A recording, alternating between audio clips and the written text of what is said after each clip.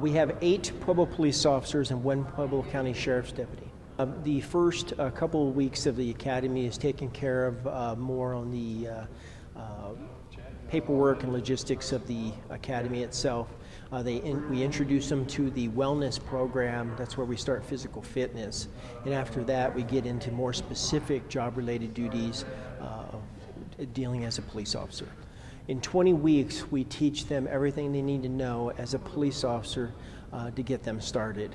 And then the process would continue after that through in-service and or additional training through the state of Colorado. The academy recruits are tested on the 1.5 mile run.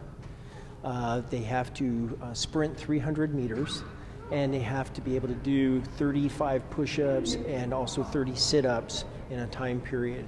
And they also have to be able to fight for a certain amount of time. It's going to help relieve some of the stress that's on the current officers with manpower, but that's still going to be a ways down the road.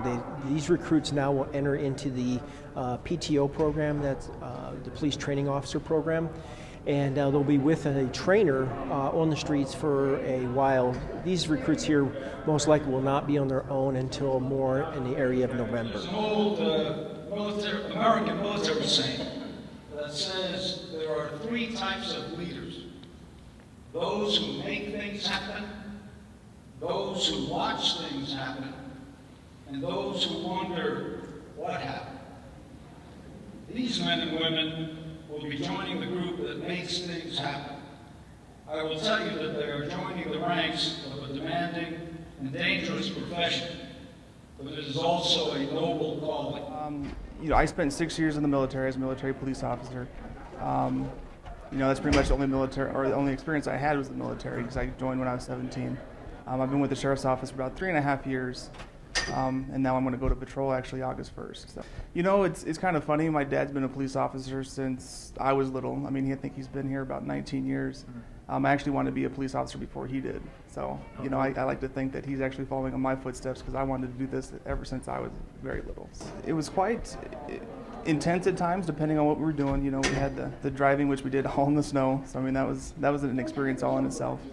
Firearms, you're shooting all day, 8 hours out in that hot sun, so it takes a lot to get used to, the heat and all that. And then we had the hand-to-hand, the combatives and stuff like that, and that was a blast.